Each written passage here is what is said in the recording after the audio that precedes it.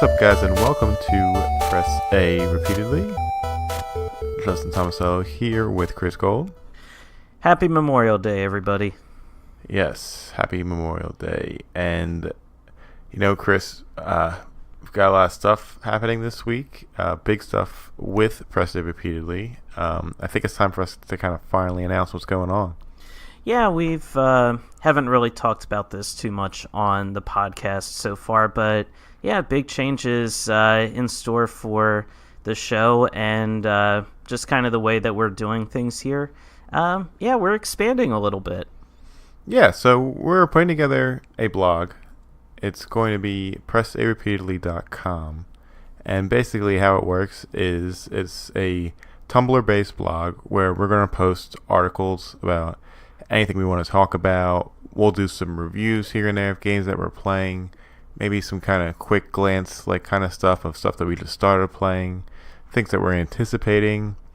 But not just limited to that. There'll also be drawings, artwork, comics. Basically anything video game related that somebody wants to post and contribute to. We're going to put it up there for everybody to see. Right, and it's going to be a lot of the same contributors that we've featured on the show so far. You'll see something from Nick, Zul, Elena. Justin and I are going to be updating it regularly, of course. And yeah, it's going to be, it should be a nice supplement to what we're doing here on the show. Yeah, and I'm excited to see how exactly it goes.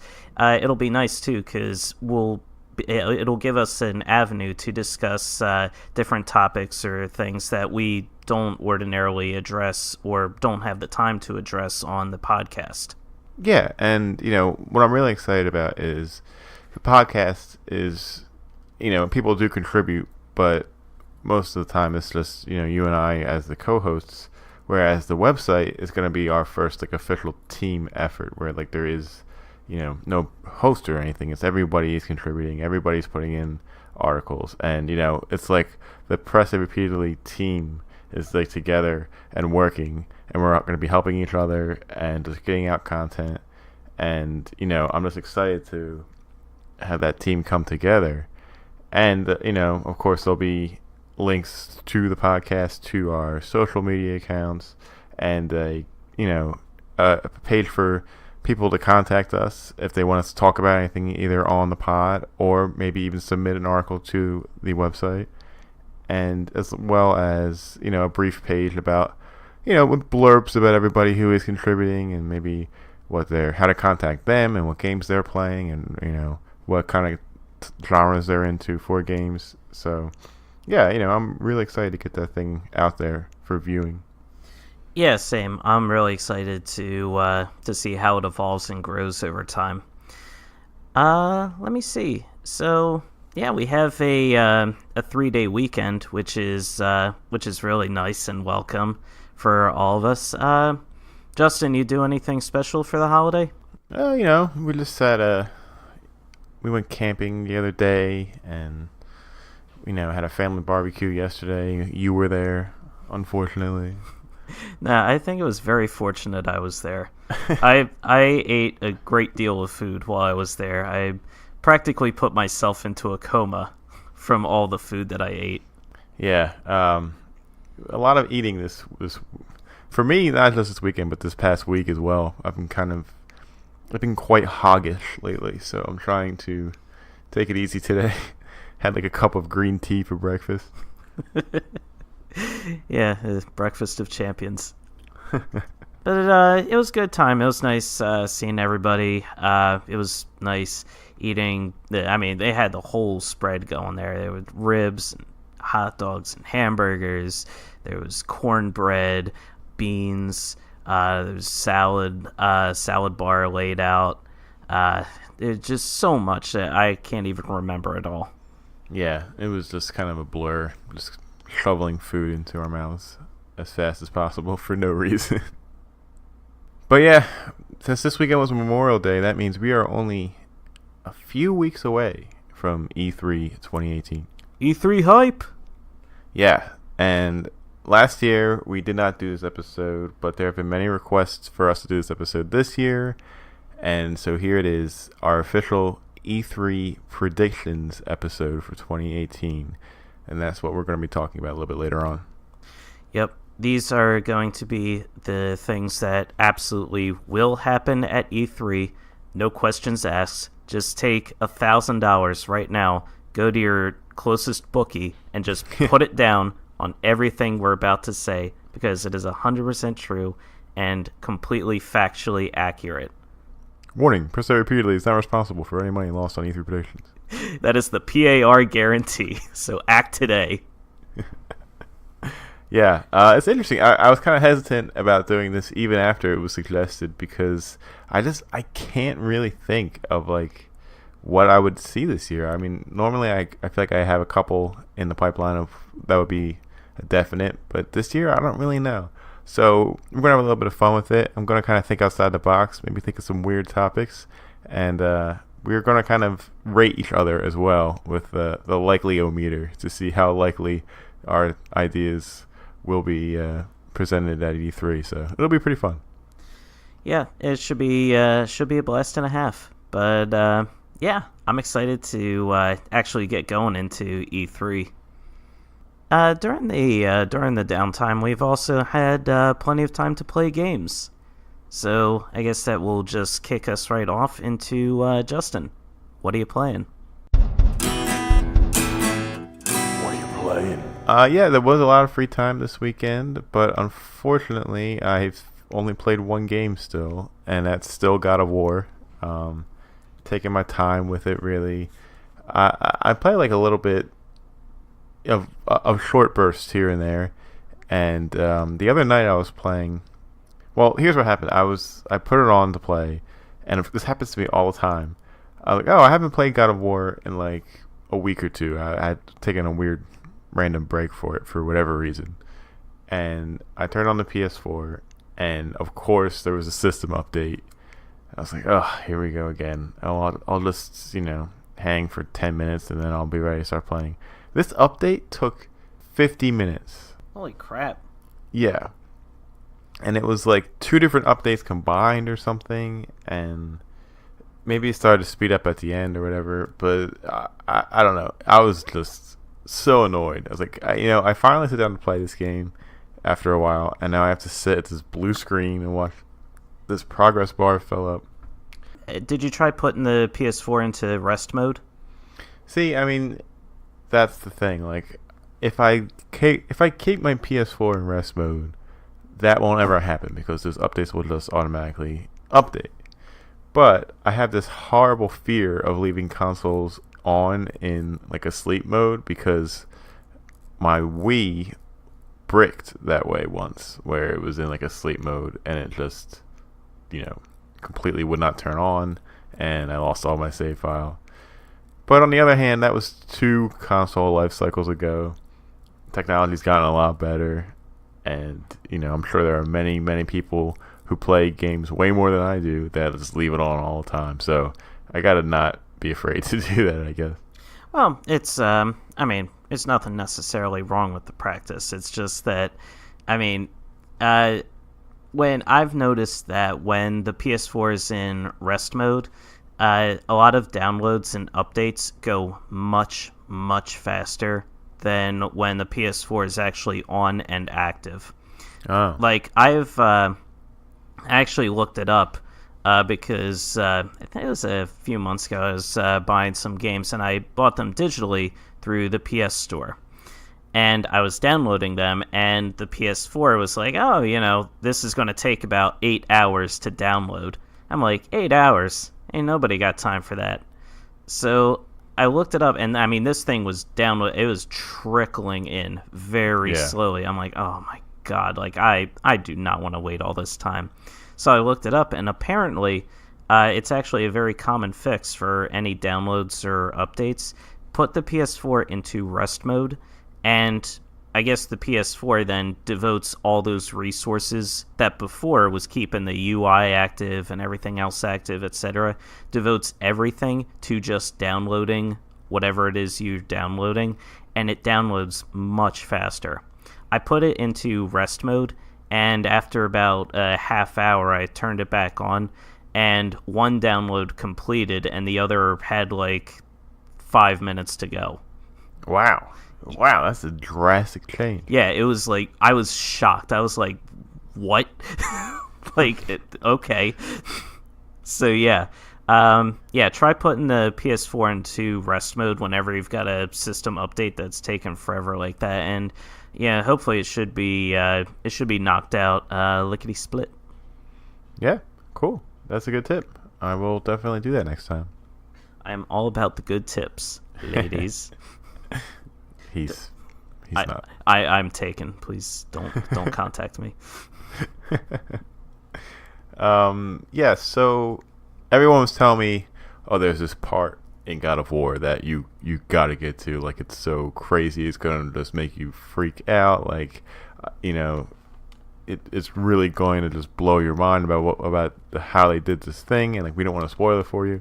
And so, all right, I just gotta hit this part before I inadvertently get it spoiled and then have to kill somebody. So after that long update, I finally started playing again because I knew I was really near that part.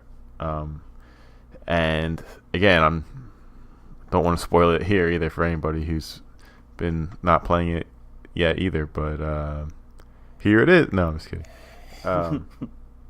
Yeah. So I played up to that part, and yes, indeed, it was really awesome, and it was something that I did not think they would do, and also I didn't think they would do it to the extent that they did do it, and it kind of it's more than halfway into the game, I would say, and it kind of like really changes the gameplay up a lot too.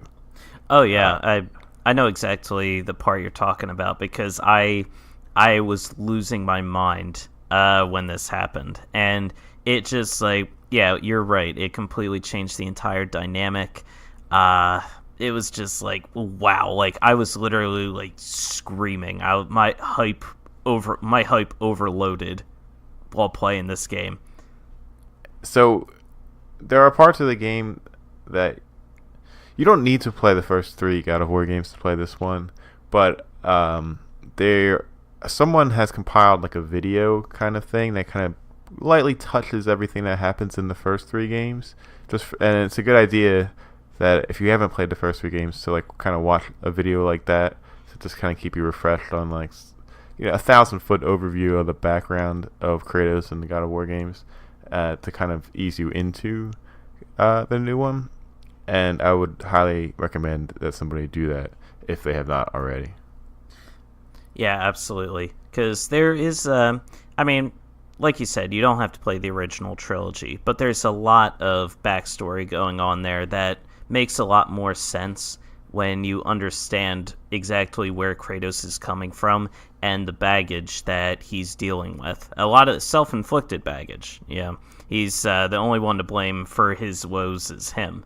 But still, he's clearly a tortured guy, and it's nice to kind of see like where everything is coming from. Chris, you've beaten it.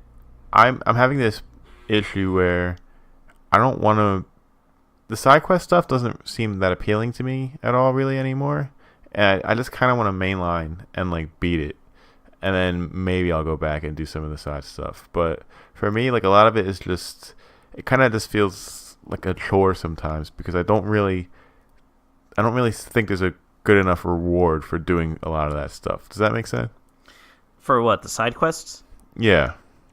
I mean, that's fine. If you want to mainline the campaign and just get to the end of the actual story itself, that's perfectly fine. You can certainly do that. I think that the side quests do offer a lot in terms of you do get some nice rewards at the end for upgrading your equipment and making it stronger, which will make your journey easier towards the end. And you do get some pretty nice upgrades like talismans or different equipment that you ordinarily couldn't get, and those again will help you on your quest, but they're not necessary.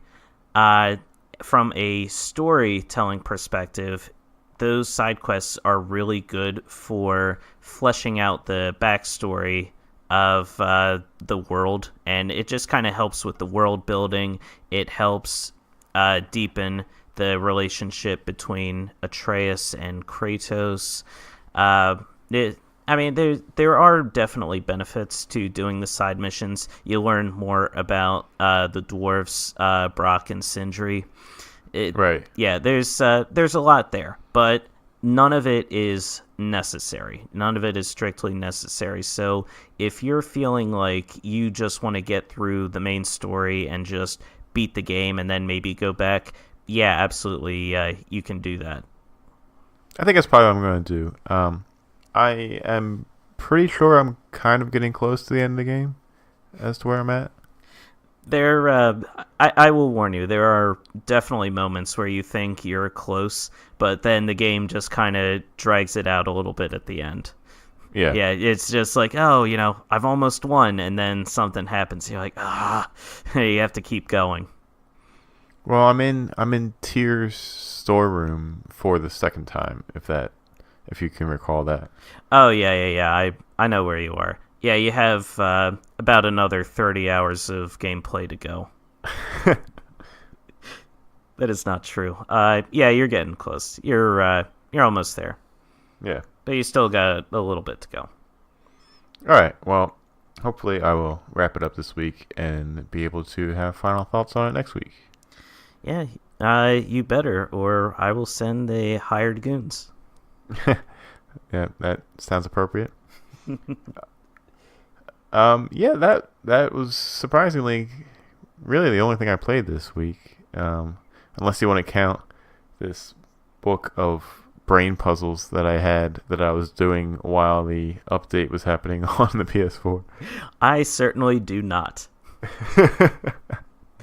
All right, well then, Chris, what are you playing? So, like you, I haven't been playing too much new, but I have been playing games that I have played before or that I've picked up. I'm still continuing with Chrono Trigger. I just reached the end of time after you go to the future and you find Robo for the first time. Yep. And man, I was playing it and I forgot how emotional that one scene where Robo encounters the other robots of his kind. Oh yeah, yeah, and just he's beat the he's shit like out he's of like him. brothers, and they're like, no, we reject you. You're malfunctioning, and he's heartbroken, and then they just start wailing on him back and forth, and my heart was. I remember being so long. I was like, all right, I get it. They're just kicking the crap out of him. It was a very, very long scene, but it was still gut right because I was Chrono and I was trying to rush in and save him, but they just kept knocking me back, no, get out of here. And I was just heartbroken. I was like, no, Robo, my heart was broken in two for this robot that I had known for only 10 minutes. And I was like, man, given the choice between him and Marl, give me Robo 1,000 times out of 1,000. She could fall into a sewer for all I care. Yeah, I remember that being pretty wild. Yeah, it was. Oh man, it's just this game is just so. I know we've talked about it ad nauseum at this point, but it's just so good. It's amazing how this one game can hit every note, every beat perfectly. The pacing is great, the combat is fluid, the characters are memorable and just make you feel for them. It's just an absolute masterclass of game design. When you were talking about it last week, so I forgot, but I did go back and play some Chrono Trigger again, and yeah, it took me a little while to remember where I left off, but as soon as I got back in there, it's just such a good mindless game to play. I feel I just feel so relaxed when I'm playing that game, and I'm gonna play more of that too. Mm-hmm. Yeah, it's just there is a challenge to it, but it's not overwhelmingly challenging. If you can figure out the weaknesses of particular bosses, you can grind through them. You can grind through them pretty easily. So it's not. It's pretty accessible. Yep. Let me see. I also picked up Overwatch again and started playing a bit more of that. Oh, nice. Yeah, it was actually a really nice feeling because you ever not play a game for a while and then you hop back in and everything just sort of works. Yeah. I hopped into Overwatch. Now it's been a couple months, I think, since I last played Overwatch, and I jumped in. I started a new match, and I don't know why, man. I just was on fire. Like, I just had this great run where, like, I was Lucio. I was booping guys off the edge of platforms. I was taking people out. And I realized, too, like, when you're playing Overwatch, I mean, the whole point of the game is a lot of people in the community will mock people who stick to any one particular hero, because that's actually not the point of Overwatch as you're playing it. Like, yeah, you can stick to one hero if you really want, if you're very comfortable with that particular hero, but you really should adapt and change to different heroes depending on the makeup of your team versus the makeup of the other team. Like, if the other team is really kicking your ass, then maybe somebody should switch to maybe somebody should switch to a tank to lay down more offense if your team is pretty light, or you should switch to a healer to heal up your guys if they're if they're taking too much damage, just depending on what the situation calls for.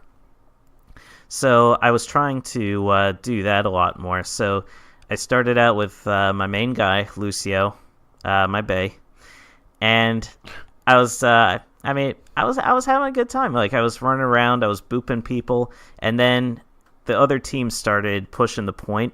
So I switched to my other gal, Farah, who she flies around, and she's got like this giant bazooka for a gun. It fires like 6 rockets at a time, and for 6 rockets before you have to reload. And man, I just started tearing it up with Farah. Like, ordinarily, like, Farah is a little bit clunky, and I kind of have to get used to her a little bit, but I just went on this tear where I was flying behind the other team's ranks, and I was like just bazooka, just boom, just firing them right out of the air. And it's just such a satisfying feeling because every shot is a rocket launch and you see it trail down as it's about to hit someone. And when it hits somebody just square in the face and sends them flying, oh, Justin, you don't know heaven until you felt that moment. Yeah, so you make a good point there. I remember the first time I played Overwatch and I saw the mechanic of how you can change your characters like mid-battle. I thought that was crazy. I had never seen anything like that before. I didn't really understand it at the time initially, but then as you start playing and you realize, that the idea of this is to help cope your team, like if to shift the tides of war, basically, right? Like, okay, yeah, exactly. We're getting hammered in this one aspect. Let's quickly swap out to, be the player that can counteract that aspect. And I don't know if any other PvP games have had that mechanic in it before, but usually what I was accustomed to was you pick a character and then you gotta stay that character until the end of the game. So you better make sure you're picking like one that not only you're good at, but it can also help your team and balance it out better. But to be able to do it on the fly, I think that's probably what helps that game kind of stand out above the rest when it comes to player versus player shooters. Yeah, it's nice when you have the ability to change your characters and when all the characters just look differently from one another. Aside from like the copy and paste designs of something like Destiny 2, where everybody on your team and the other team look exactly alike. So you have no idea on whose side anyone is at any one particular time. I've said it before, but the character design in Overwatch is incredible. It's so good. It's so good. I actually, now I think about it, I didn't get a chance to play the new hero that was recently revealed. Her name is, it's spelled like Bridget, but it's pronounced, I think, like Brigitte. Yeah, because it's, she is, in-game, she is Torbjorn's daughter. Torbjorn is the mechanical guy. He's very short, wide, and he's got the big yellow beard. Is the one claw for an arm. Yeah, Brigitte is his daughter, and she's a support character where I think like she'll heal some of your damage, and yeah, she just provides a good deal of support. Plus, I think she has a hammer that she swings around similar to Reinhardt, and there's story-related reasons for that. But yeah, I didn't actually get a chance to play as her, so hopefully this week I'll jump in and I'll give her a try. Cause yeah, I mean, I want to try everyone out, just see how they feel. Because who knows, she might be a good fit for my playstyle. Yeah, definitely. It's always cool to be able to try a new character. Yeah, I will say though, not to prop myself up too high, but as I was playing one particular match, I decided to switch to Reaper again just to give him a try. Yeah. Oh man, I am garbage with Reaper. I just can't get a handle on like playing him and like just trying to figure out what the best way to control him is. But every time I've tried to control Reaper, I just get my ass handed to me over and over again. And this one guy, Jack, in this one match, he kept coming after me over and over again. Like, you ever play PvP and one person just decides, you're my arch enemy, I'm coming after you every time I see you? Yeah, and that person always is playing as Roadhog whenever I play. This person was actually Soldier 76. And he just, every single time he saw me, he just beelined right towards me and just wanted to take me out immediately. And I was like, oh god, like, man, leave me alone. I don't want to deal with this. I did get him though. At the very end, I got my ultimate, and I did that thing where like I went underground and I start firing my shotguns all over. I was like, die, die, die, and I got him. I managed to take him out just before the other team pushed the payload to the point and won the match.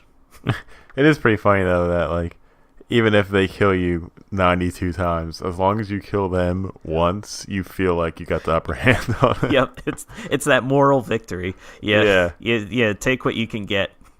Yeah, 100-1, I win.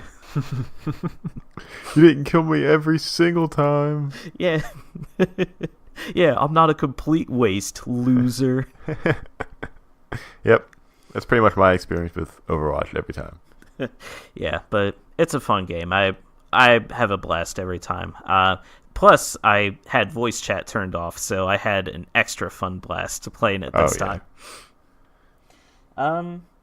Aside from that, I didn't play too much else, honestly. I did pick up a couple games to play for later, but that'll probably be for another week, another time. I did devote a good deal of time to another particular game this week. Justin, I think you know what that is. It was this week's Indie Arcade. Indie Arcade. If you recall, I gave Chris the game Far Alone Sails to play last week. Chris, take it away. So, I beat Far Alone Sails. It is not a very long game to play. I was just left very deeply affected by Far Alone Sails. It's a type of game that it's completely wordless. There's no dialogue. There's no nothing written on the screen. Except for what you see on various signs. So the story of the world and the characters, nothing is illustrated right out for you. You kind of have to look at the background and piece together the different clues that the game presents to you to figure out what exactly is going on. So the game starts out, you're this young child and you're standing in front of what looks like a makeshift grave underneath a tree, and there's like a picture of what I assume is your father at the top of the grave. And then you have to make your way, you leave the grave and you have to make your way to this giant machine, and you have to cross this giant wide desert to get to wherever it is you're getting to. And that's the bulk of the gameplay is in controlling this giant lumbering mechanical thing. It's very similar to games like Lovers in a Dangerous Space-Time, where there's multiple areas of the machine that you need to control, but it's only a single player experience. So you only you have to run back and forth and control everything yourself.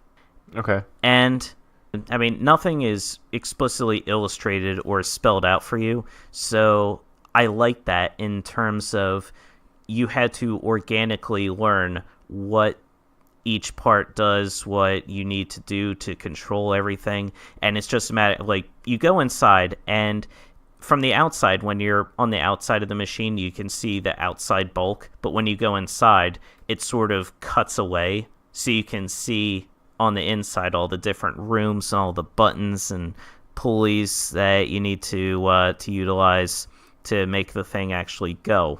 You find different scrap all around the world, like different like boxes or trinkets or things like that, and you feed them into this fuel machine, and that pumps fuel into the device itself. You press this giant button to make the gas go, and that will power it for a certain amount of time depending on how much fuel you have. And as you're gas powered, as you're moving along, you build up this steam gauge that you need to hit to release the steam, so that your device doesn't burn out or doesn't overheat. The gameplay itself, I feel like was a little bit weak compared to the actual story and the environment and the music that the game presented. Like, the music is very thought-provoking and very serene. This is a type of game where it's not very stressful, but it's a game where if you just want like a few things to do here and there, if you just want to kind of take it easy a little bit, there are no enemies, there's no real environmental obstacles that are going to kill you or harm you in any way. The only things you have to worry about is if you're driving this submarine, this land submarine along. Right. And say you come across like this wall that's blocking your progress, there's a button to hit the brakes. If you don't hit that button in time, you'll crash into it, and things will burst into flames all around you.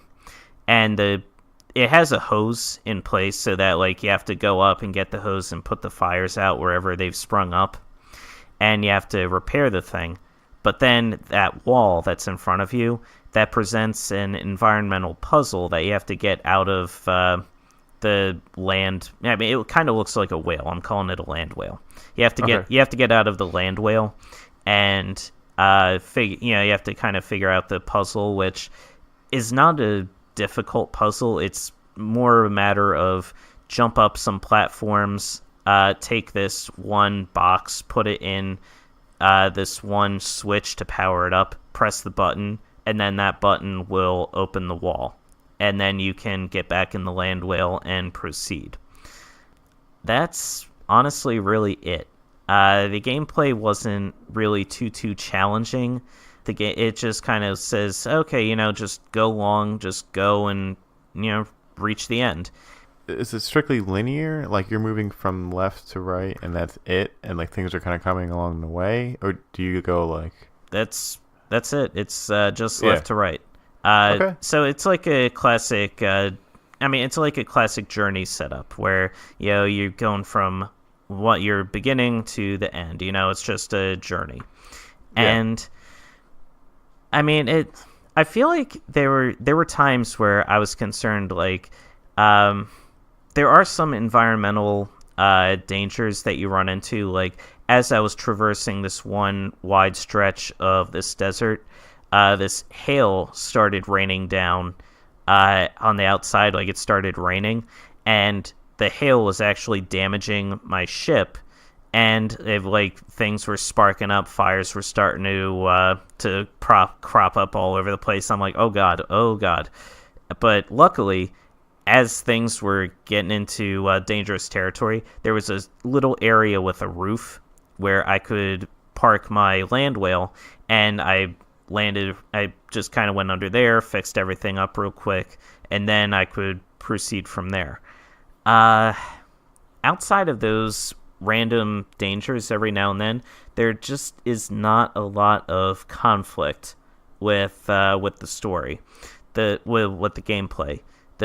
I guess the main thing is just figuring out what's going on, what happened to the world, why am I in this land whale, why does it exist? And there are some-ish answers that are presented at the end, but nothing is made very clear. It's left up to a lot of interpretation. Yeah, it's very serene. It's a game that when you're done playing it, and I beat it in only a couple of hours. It's not a long game at all. When you're done beating it, you'll be left thinking about it for a little bit. But I just wish that the gameplay offered a bit more of a challenge. Like, there's no real penalty for when you're in the land whale and you're traveling the desert if you have to hop out and grab any stray boxes that you just so happen to pass by. Like, you can take your time, go out there. You can wander very far away from the land whale to get whatever you need, and there's no penalty for this whatsoever. I feel like if maybe there were some enemies that were in place, like, if you wander too far, they'll attack you. If maybe it's like a post-apocalyptic situation where it's after a nuclear war or something, the air is radiated so you can't go too far away, or the air will be too thick, you'll be sick. Things like that. If they were dangerous like that encouraged you to stay in the land whale more and just pick up these scraps as soon as you see them, I feel like that would have added a little bit more excitement to the gameplay. Ultimately, I did like the game. I thought they executed everything very well. It's a beautiful-looking game. Graphics are similar to something like you'd see in Inside or Limbo. Yeah. But it's, it does a lot of things really well, but I wish it could have done a little bit more, Ultimately, though, I like it. It's hard to get that balance, right? Of okay, if you don't have that intuitive gameplay, right, then you better have a good story with really good visuals and music and everything to kind of balance it out. And sometimes it kind of leans too heavy in one direction, and sometimes it doesn't. But as long as you overall had a good time with it, just the way you were talking about it really made me want to experience it for myself. So I think I might have to eventually, or at least add this to my list of games I'm interested in. Oh yeah, absolutely. I think it's worth checking out. If you wanted, you can come over my place and you can play it. That's it. Really will not take you long to beat it at all. Yeah. And I think I touched on it briefly, but the music is really, really, really good. It's just as you're sailing along across the desert, and there are stretches literally where you'll get a wind sail, and you can just sail for a long time, as long as there's wind to your back, where you literally just set the sail and you just go, and you don't have to press any buttons, you don't have to adjust anything because it's all wind powered. Yeah. And the music kind of picks up during these moments because it has to. Otherwise, you're just literally staring at the screen and nothing is happening. And there are some really, really good tracks on here. Nothing like that'll make you like, rock out or anything, but just something to like bob your head along to and be like, yeah, this is really good. It's really contemplative. Yeah, that sounds awesome. I'm probably going to check that out at some point. Yep. I think it would be a good idea. Now, Justin, turning the tables on you. As this typically goes. As it typically goes. So, I originally was thinking I was going to punish you this week, but then I decided, you know what? Nah. Like I'm feeling pretty merciful today. It's Memorial Day. It's hot out, which I know is the worst time of year for you. Yeah, so it's always rough. Yeah, it's just a sweaty pile of mess. Just a sweaty pile of just mush, sitting in a gross chair. But yeah, I decided, you know what? I'll take it easy on you this week at least. So I decided to kind of do what you did for me last week. Fire Emblem sales had come out pretty recently, so I decided to give you a game that came out pretty recently. This game is out on Steam. It came out May 15th, so it's very new. Fresh off the boat. Fresh off the boat, man. Hot off the presses. And I think it looks like something that will be right up your alley. Justin, your indie arcade game for this week is Wizard of Legend. Oh, okay, cool. I actually just hopped on Steam, and that's one of the first things that came up on their homepage. Yes, Wizard of Legend is a no-nonsense, action-packed take on wizardry that emphasizes precise movements and smart comboing of spells in a roguelike dungeon crawler that features over 100 unique spells and relics. Well, alright, I'm watching the video for this now, and it kind of looks like a combination of Kamiko, Hyper Light Drifter, and maybe like a Dungry. Yeah, that's exactly what I was thinking when I saw it. The art style is very reminiscent of Kamiko. Yeah. Alright, looks crazy. Like, there's a lot of stuff going on at once. Yeah, there's a lot going on, but what's nice too is the game offers an option for local co-op. So if you wanted to, you could have Zool or Butch play the game with you. So you can kind of get their feedback on it. Because it looks like there's a lot of RPG elements to the game too. Yeah. Yeah, but I think it looks really cool. Honestly, I kind of want to give it a shot myself. So I'm really excited to hear what you have to say about it. Yeah, no, I love the art style, and it looks super like hectic and crazy. But, I'm kind of glancing at these reviews, and they all seem to say that it's really fun, too. So, hey, thanks for not punching me this week.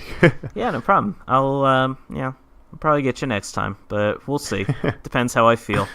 Yeah. I feel like we were being too nice. We get in these... We get in these ruts. Yeah. Yeah. We gotta mix it up a little bit. All right. Well, with that, what do you say we take a quick break? And when we come back, we make our very, very wrong predictions of what's going to happen at E3 2018. They're going to be very accurate predictions.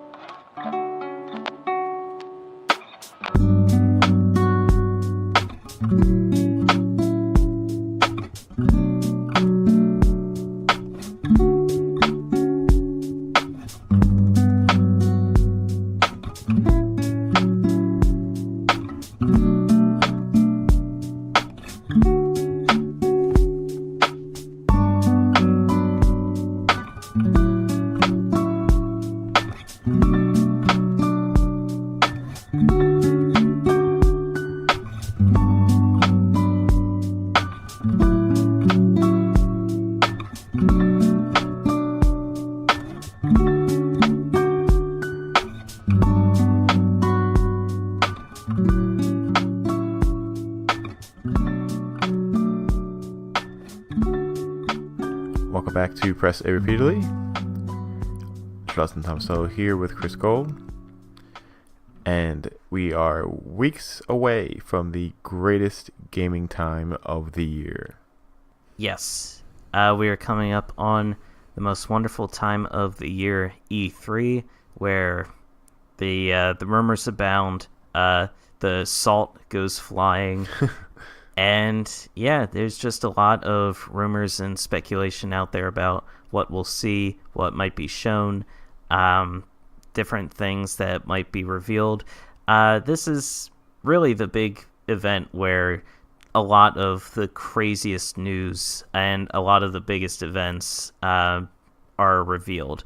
And this is also one of the more memeable times of the year too. So yeah, it'll be really cool to see what gets shown off at E3 2018. I'm so excited. Yeah, if you're a long-time listener, you remember last year. That's how excited we were, and of course we'll have our big E3 wrap-up episode, prior to the events of E3. After the events of E3. After the events of E3. Oh man, my brain is just not woken up this morning. It's all right. Need some coffee. Yeah, honestly, yes. Get me some coffee. Yeah. Yeah. Intern, coffee. Coffee stat. Now. Sometime today. You don't want us to revoke your college credits, do you? Yeah. We are very responsible.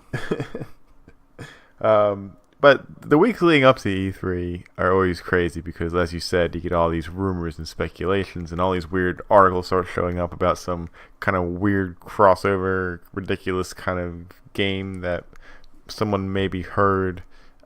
You have people that purposely make fake E3 documents and take pictures of them and put them online just to see who would believe them. Like, it's really ridiculous. So you kind of have to not take anything that you hear seriously, and just kind of have to wait for the show. Some of them can be pretty funny, though. I saw one, an intentionally fake leak where it looked like regular screenshots, and it was somebody showing Animal Crossing for the Switch.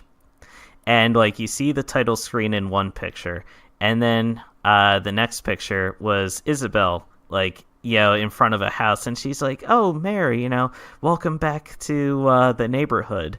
And then the third picture, she's like, "Hey, do you want me to let you in on a little secret?" And the fourth picture was just a close-up of her, and she was saying, "Anybody can use Photoshop."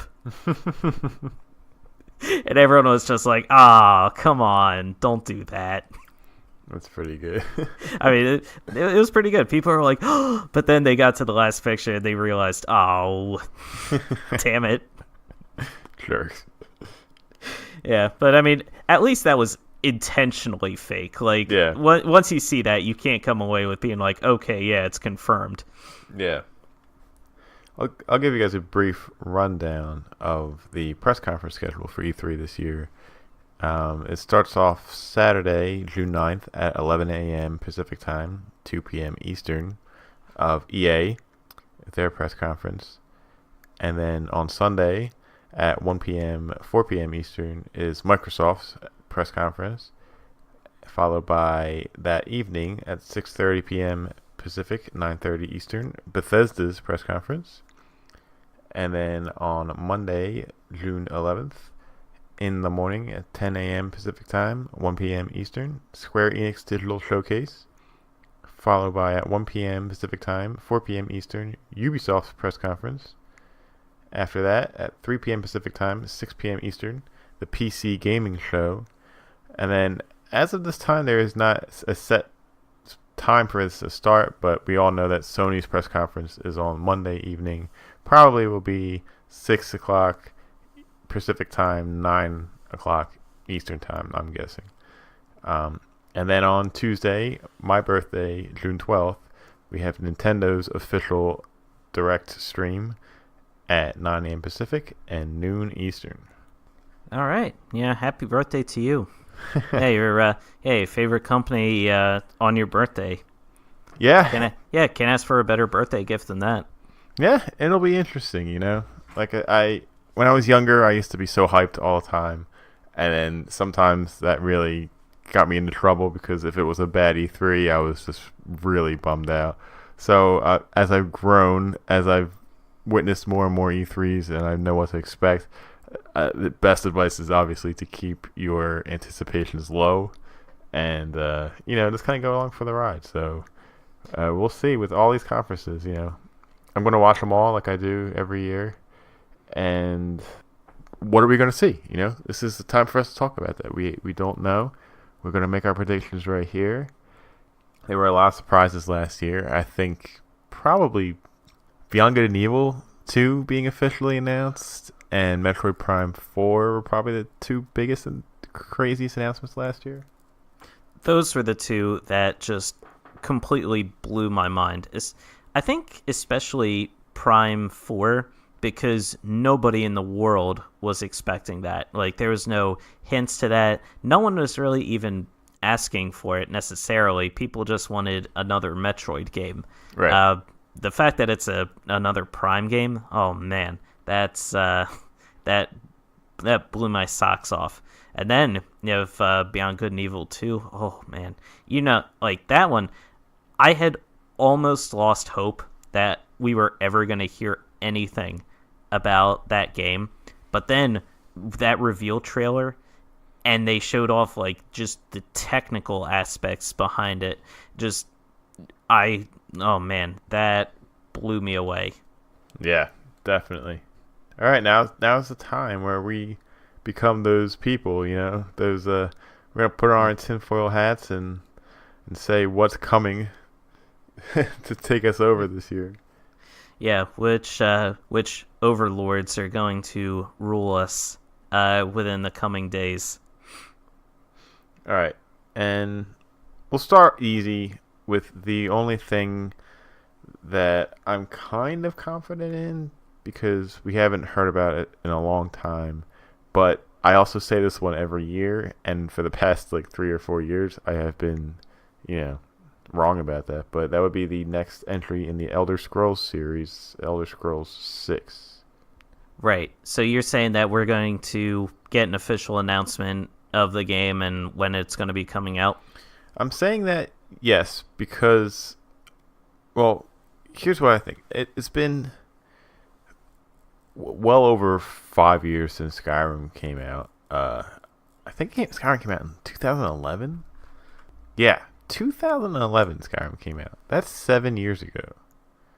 I know in between that they've had Elder Scrolls Online, but following their release pattern, I feel like they are very well due for the next Elder Scrolls game. Now, the reason why I'm a little hesitant in fully jumping on this idea is that in Bethesda's press conferences the past couple of years, they've been very good of what they announce at that press conference comes out like 6 months later. So would we believe basically that Elder Scrolls hasn't been shown at all yet? We don't know anything about it. We don't even have a name for what Elder Scrolls 6 could be. That they would just kind of announce it at this E3 and then have it be released before the end of the year? I don't know. Yeah, I'm not entirely sure either. I would put that maybe around 7 on the likely meter.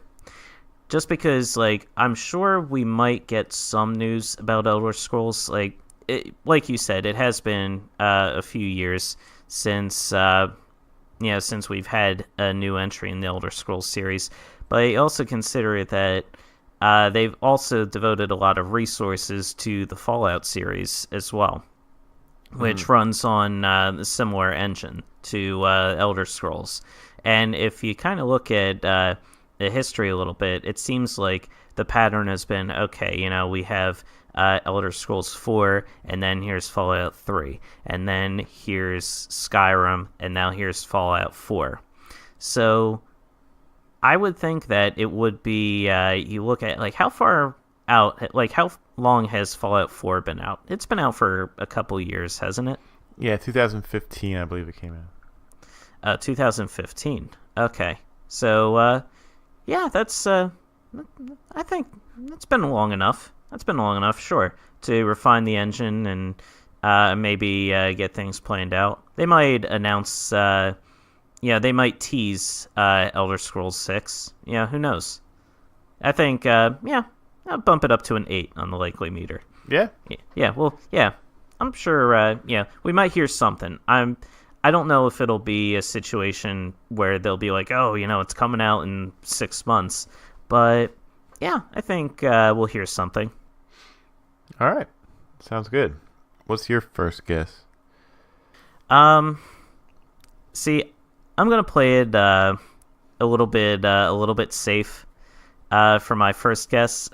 This one I'm gonna get boos from the rafters, but we are going to get final gameplay footage and a confirmed release date on Kingdom Hearts 3. Wow. So I feel like the likely meter should be around an 8 or 9 for that, but giving its history, I don't know. I'm gonna keep it down to a 4 or 5. Oh man, yeah, that's pretty low. But I don't know. They've finally revealed. They actually have actual gameplay footage for the game. People outside of the development team have put their hands on the game and have played it around and as demos. So people have actually controlled the game and given some feedback on it externally. At this point, I think there's just a matter of polishing the game and just kind of getting it ready for its final release. But yeah, I'm predicting that we're actually going to. I think we're actually going to get a firm release date on the game. If I had to guess when that release is going to be, I'm going to guess probably March 2019. Okay. Yeah, that's the time frame that I'm predicting. Knowing Square, they're going to have a release date for the date where they announce the release date of the game. And that's not even a joke, they have done that before. They have done that with this exact game. Yeah, they announced the date when they were going to announce the date of the teaser trailer for the game, which is just so many levels of horrible. But you gotta love them. You gotta love Square. You have no choice but to love Square. We'll see.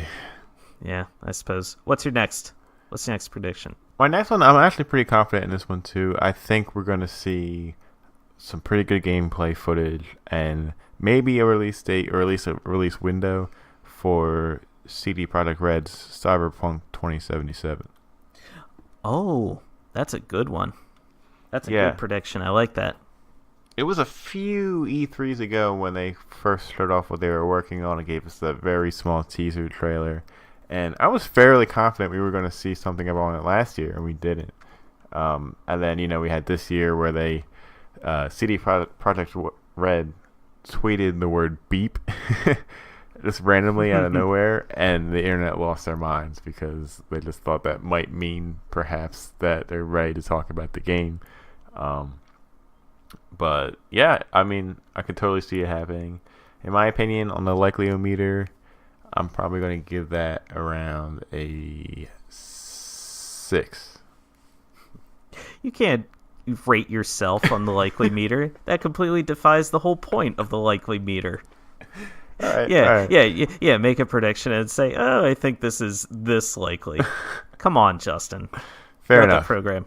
All right. I redacted that statement. All right. So if I had to give you a rating on the likely meter, I would give it a 6. Well, there you go. Yeah. It's been long enough. I mean, the game was first announced May 2012.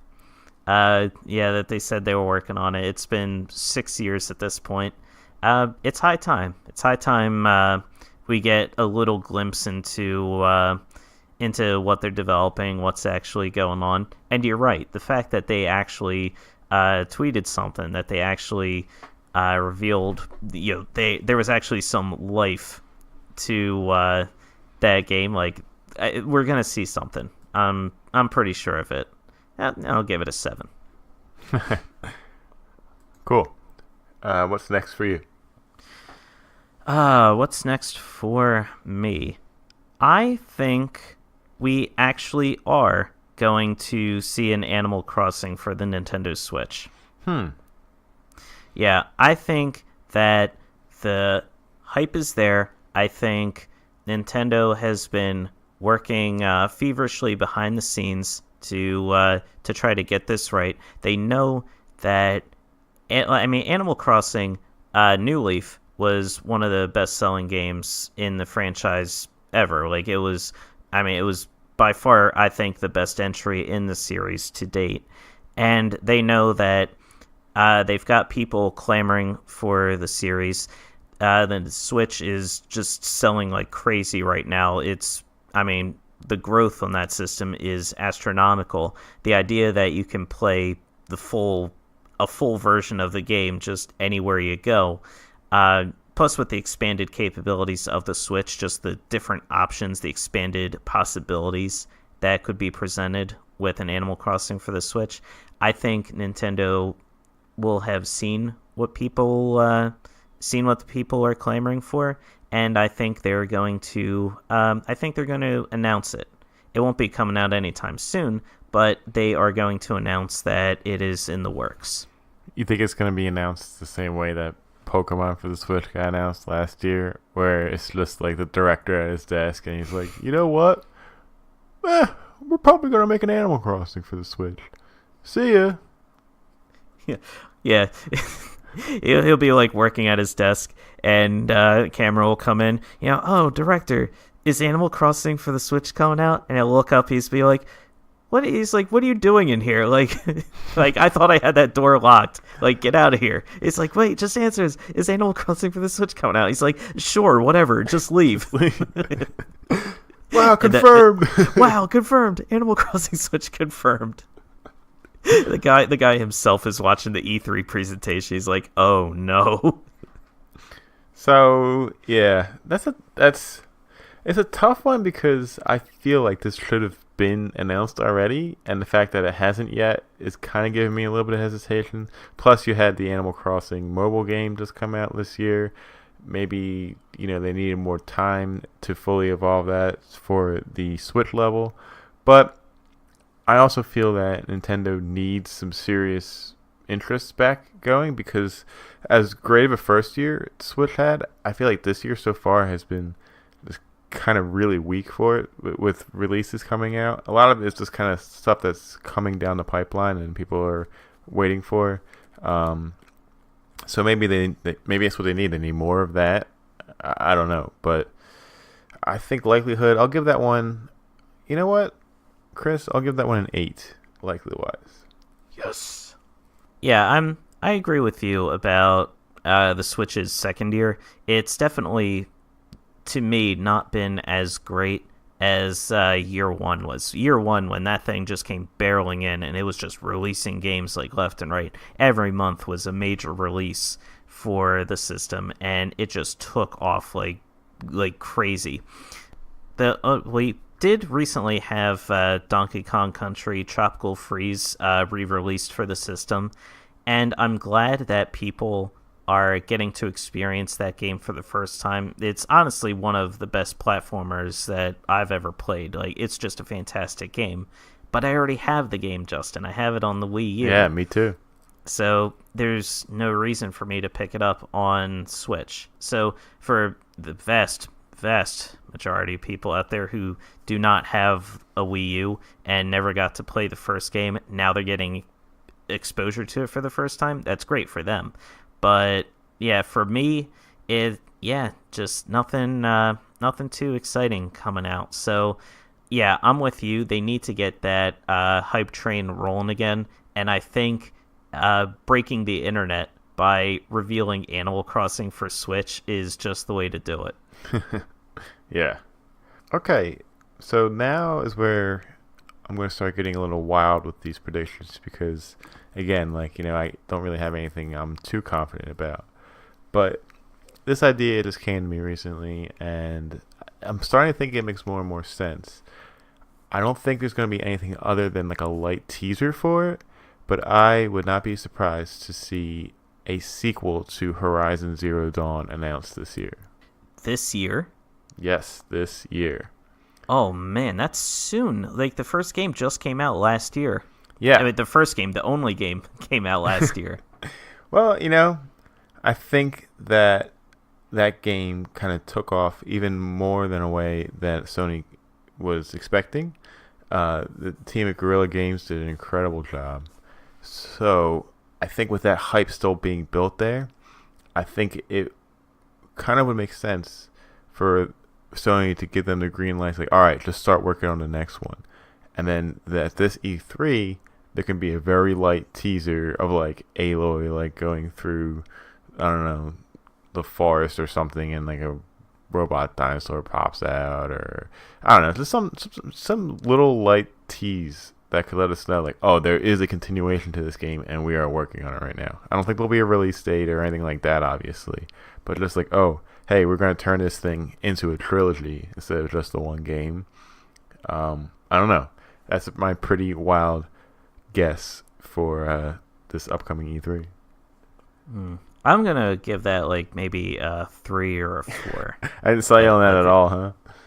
I'm really not sold. I think it's just too soon. Maybe... Well, you know what? My argument to that is when Mass Effect trilogy came out, all those games came out during the PS3's life cycle, which is only 5 years or 6 years maybe. So for them, they kind of were able to decide, okay, we have this trilogy that we want to work on, and we're going to get all these out in a very short amount of time. I don't know. I think maybe it's possible. Yeah, it's possible, I'm sure, but I don't know. I feel like they would want to make different enhancements and changes to the gameplay, different quality of life improvements, and I don't know. I feel like that would take longer than just a couple year development cycle. I don't know. I feel like maybe next year they would announce something like that, but this year I'm not 100% sure. All right. Well, that's my crazy prediction. That's your one crazy prediction. That's one of crazy predictions. Okay, I was gonna say there better be more.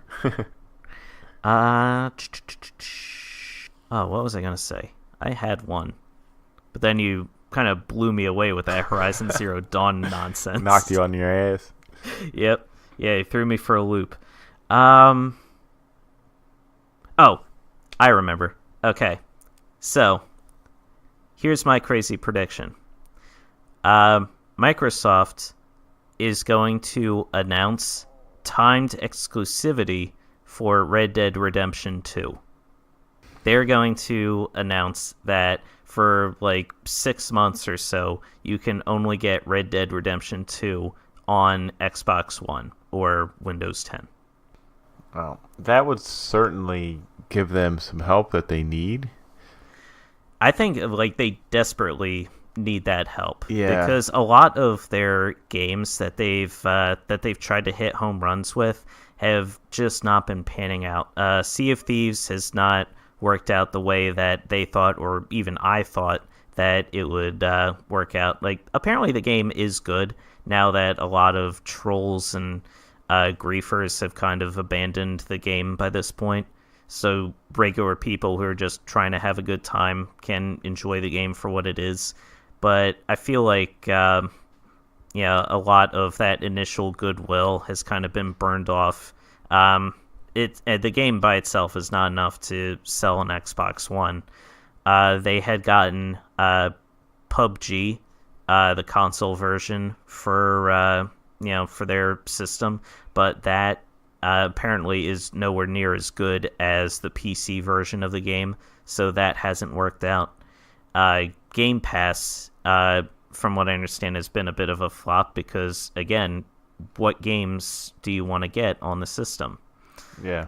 So I feel like they really need a hit, and Red Dead Redemption 2 that's going to be a good game when that comes out. I have no doubts about that whatsoever. And it's kind of crappy. they're going to get a lot of grief online for doing it. But I feel like from a business perspective, they need to have that hit that convinces people, okay, we need an Xbox One.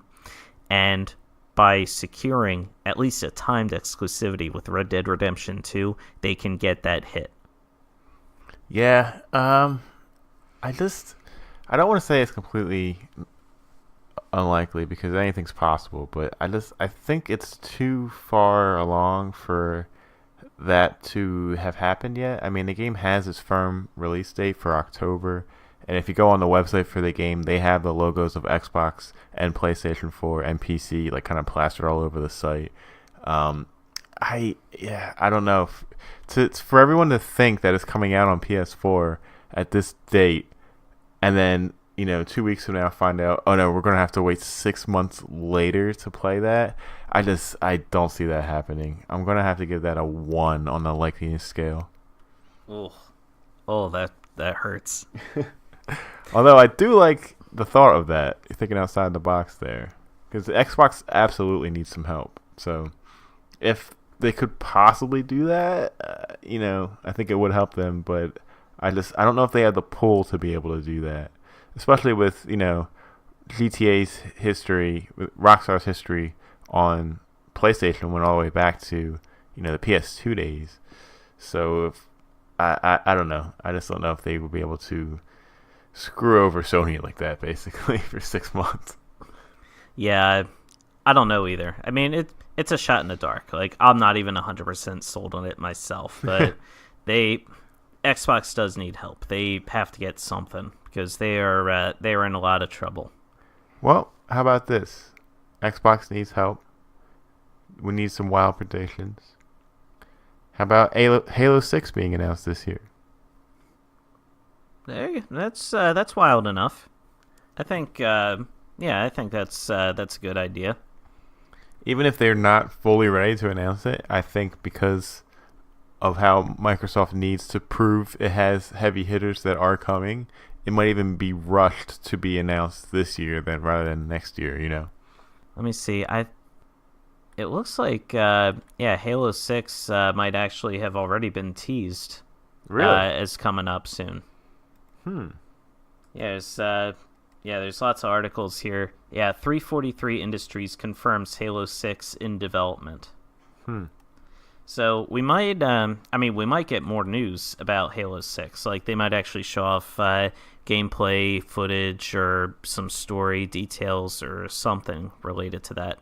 So, yeah, I'll put that as a 10 out of 10 on the likely meter. Wow. All right. Yeah, cool. So, yeah, good prediction. Yeah, I think that's a solid call. Because especially Halo is it's still like one of the more popular franchises out there, and if Microsoft knows that that's their bread and butter, so they'll I think we'll definitely see something there from them. Cool. Let me see. We are going to get a lot more gameplay footage and details regarding Beyond Good and Evil 2. Yeah, I think they're going to show off a lot more detail about the game, and they won't give any firm release dates, of course, because it's still a ways away. They might present a window. If they do, I would be shocked if it's anything closer than maybe 2 years away. Yeah. But I feel like we're going to get a lot more detail. We're going to get more details, not even just about the gameplay, but the story. Like, what exactly is happening in this world that we're going to be inhabiting. Yeah, some more explanation on the characters, right? 'Cause we know we have that monkey with the do-rag, and then we have the taller woman with the bow staff, but we don't know how they know each other, how they work together, their background. So maybe just some more information into the whole world of Beyond Good and Evil 2. That would be really, appreciative. I would be really appreciative to see that. Yeah, absolutely. I think the team, you saw it last year when they revealed the full thing. They'd been working on it for a long time. The fact that they actually managed to reveal the whole thing and saw everyone's reaction to it, I think they're eager to show off more of the game and get people hyped up for it. Yeah, I think it's gonna be. I think it's gonna be a good time. Yeah, I will give that an 8 on the scale, the likely meter. All right, moving on up. All right, Justin. Got any more? My last one is going to be another shot in the dark, but I want it to be an F-Zero game announced for the Switch that has like some RPG kind of elements in it, where you are like customizing your vehicles and stuff. Maybe some segments where you can like get out on foot and actually like Falcon punch some people in the face. Yeah, just kind of doing something with that whole world that hasn't been touched in a while, and just making like a really cool sci-fi exploration game with it. I mean, I know that's not likely, but I would love to see it. And I think if any franchise is kind of overdue for a new, fresh coat of paint of the Nintendo IPs, it's probably F-Zero #1 at the top of that list. So that's going to be my super crazy prediction for this year. If they announced that game, I would be first in line to buy it because it sounds like it would be absolutely awesome. I'm giving that a 1 out of 10 on the likely meter. Yeah. And I think I'm being extremely generous with that 1. That is man, I don't know, man. I feel like Nintendo internally has just been like, yeah, F-Zero, we just passed that by. I hope I'm eating my words in a few weeks when we're doing our recap episode, but I just cannot imagine seeing anything related to F-Zero being announced at E3. Yeah. Well, I guess we just have to keep dreaming. All right, Justin, buckle up. I'm right. going for the Hail Mary here. All right. All right, you ready? Are you sitting down? I'm sitting down. All right. So imagine the stage, right? It's dark. And then 2 figures walk up. One of them announces that he is from Nintendo. The other figure announces that he is from Sony. And the 2 of them jointly reveal that they have bought out the Xbox gaming division. Hold up. They have bought out Xbox. And they have said, well, with all of these franchises and all these resources, we couldn't possibly handle this all ourselves. So we have divested this to a third-party member. And they step back and look back towards the curtain, and out from the stage walks a representative from Sega. And they reveal that Sega has acquired the Xbox brand and is back in the hardware business. I have so many problems with that. 1. Boom. Mic drop. When this happened this year, like after Microsoft's press conference that they already had. And 2, why wouldn't Sega just buy Microsoft on their own? Why would they need Nintendo and Sony to buy it and distribute it to Sega? For dramatic effect, Justin. Have you no sense of theater? Can you imagine watching the Microsoft press conference and being like, oh, yeah, this looks like a great year for Microsoft. And then, like, 2 days later, that gigantic announcement comes out. I mean, I can't imagine people would be like, well, I guess we know how that conference went. As mind-blowing as that would be, I'm going to give that a -16 on the likely meter. Which probably brings me back down to a net 0 overall.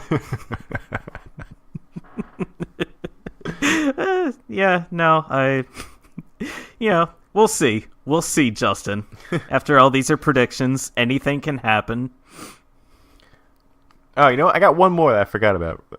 Oh, yeah, shoot. Not as crazy as that.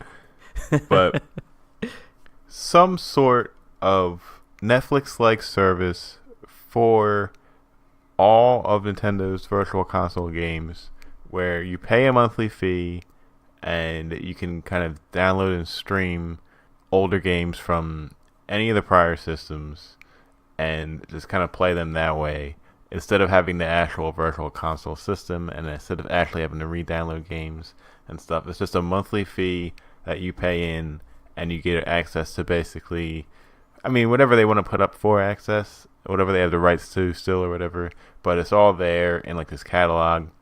And maybe there's a limit where you can only have 2 or 3 downloaded at a time or something, but just all that there in a streaming service with tie in with the cloud saves and everything once they get announced for the Nintendo Online service, and that way the virtual console is not gone, but is just kind of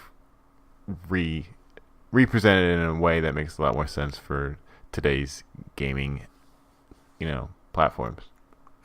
Would this be in addition to the online service, or would this be a part of the online service? This is something extra. You have to pay like another $10 a month or $20 a month to get this feature also. I don't know. If it was part of the service, I would probably give that maybe a 7 or an 8. But as a separate service, I think I would give that, I would bump that by like a point or 2. I think it's likely. I think that service that you described is probably what's coming for Nintendo, where you just stream all the different games.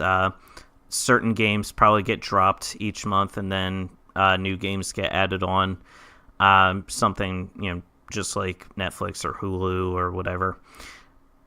I don't necessarily believe that it would be a separate fee to play for, to pay for playing all these different games. They already announced that there's going to be NES games that you can play included in the Nintendo Online service, the vanilla service itself. Right. So I don't necessarily know that it would make sense if they would have those games available, plus charge an entirely separate service to stream other older games. Like, why not just have those games as a part of the other service? Yeah, I don't know. I think the service is likely, but as a separate standalone thing, I don't see that happening. I was thinking of it in terms of like a wealth of variety of games to play.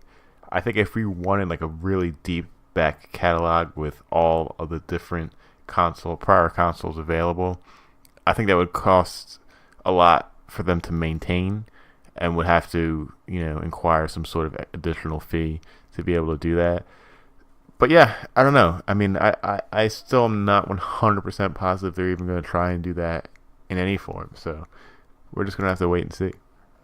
Yeah, we will see. I mean, I'm not topping, Sega acquiring the rights to Xbox. So I think that's going to wrap it up for me. Yeah, I mean, you know what? I can't even. There's nothing to say. There's really nothing to say. I hope it happens, because that'll be making for one hell of an E3 recap episode. Can you imagine if it actually happened?